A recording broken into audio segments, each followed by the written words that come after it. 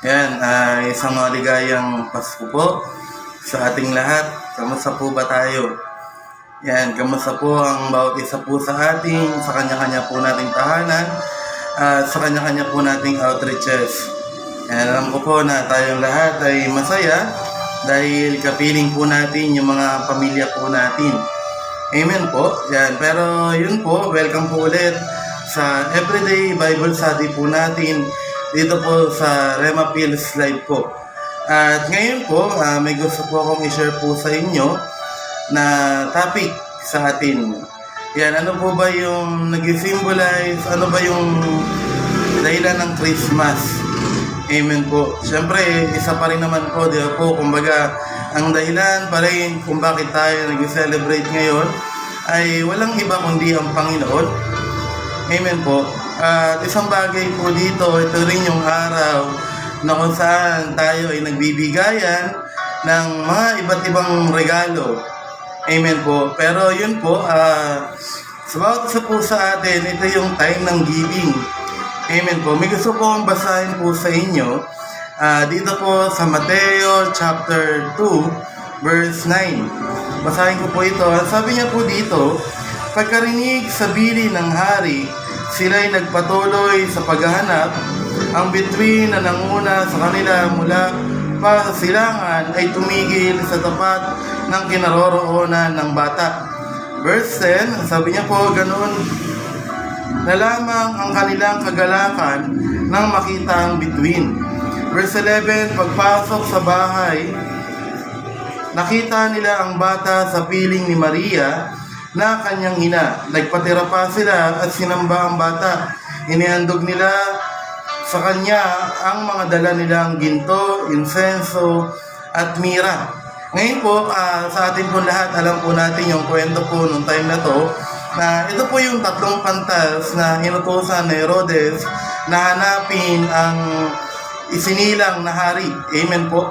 At alam po natin na time po na to na si Herodes ay masama yung plano niya kay Jesus. Amen po. Masama yung gusto niyang mangyari sa Panginoon nung time po na to. Pero tulad po nito, hindi hinayaan ng Diyos na mapahamak yung kaisa-isang anak niya. Ngayon, dumating yung time na sabi niya po dito na inutusan niya yung tatlong pantas para hanapin ang isinilang na hari. At nung time na nahanap nila ito, hindi nila agad ni-report sa hari na natagpuan na nila yung bata. Ang unang ginawa po nila, tulad po sa verse 10, ang sabi na doon, ang unang ginawa nila ay sinamba nila ang Panginoon. Amen po. At nung time na natagpuan nila ang Panginoon, ay sinamba nila ito.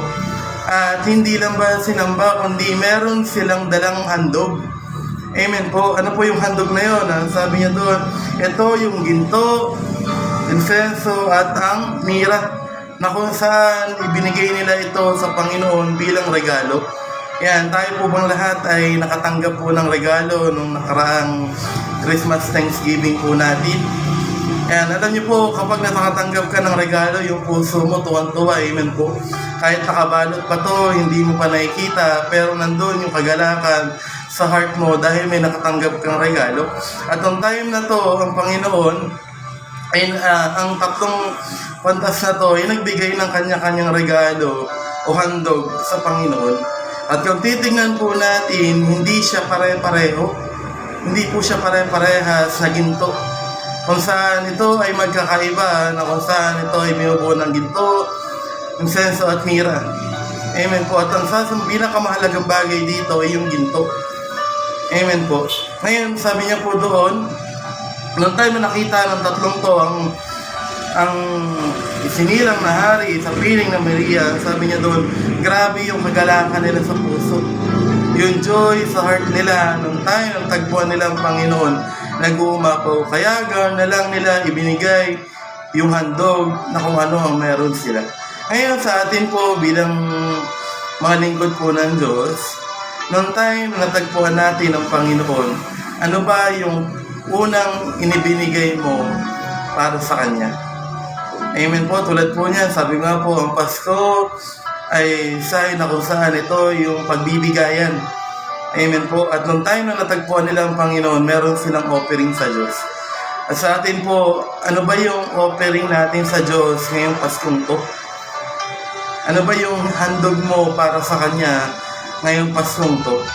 At nung time na to, alam niyo po, sa bawat isa sa atin, hindi tayo pare-pareho ng kakayanan at hindi po tayo pare-parehas ng kayang ibigay sa Diyos.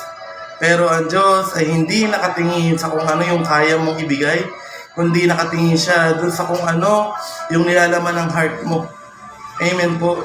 Nandun ba yung kagalakan mo sa Panginoon sa mga oras na to? Nandun pa ba yung joy mo sa Lord sa mga oras po na to? Kasi ang sabi niya po doon, nung tayo nakita nila ang Panginoon, hindi nawala sa kanila yung kagalakan. Hindi nakita sa mga mukha nila yung kagalakan nung tayo nakita nila ang Panginoon.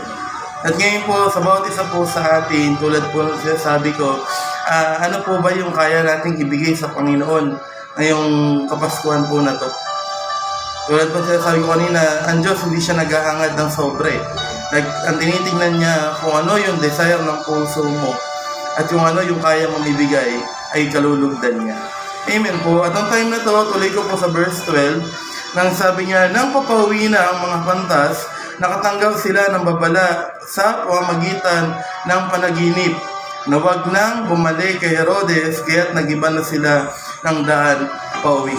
Alam niyo po, nung time na nakita nila ang Panginoon, at nung time na sumunod sila sa Diyos, at nung time na inoffer nila yung talent na meron sila, alam niyo po, hindi sila hinayaan ng Diyos na mapahamak.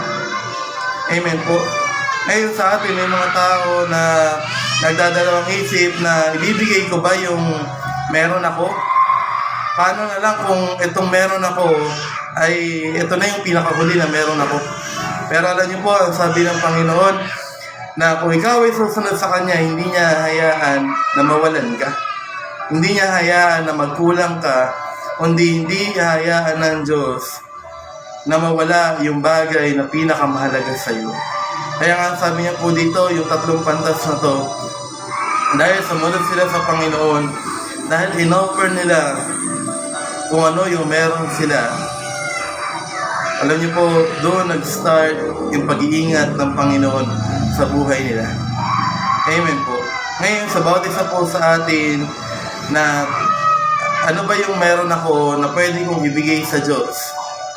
Amen po. At ano yung meron ako ngayon na ibinigay ng Diyos para sa akin? Alam niyo po, isa sa pinakamaganda po ng pandemic po, like ko itong sinishare, sabi niya, Jesus is my great reward. Ngayong Pasko, ang pinaka-great reward mo, walang iba kundi ang Panginoon. Yung pinaka-great reward na matatanggap mo ngayong Pasko ay ang Panginoon. At ano naman ang pinaka-great reward na matatanggap ng Panginoon mula sa iyo?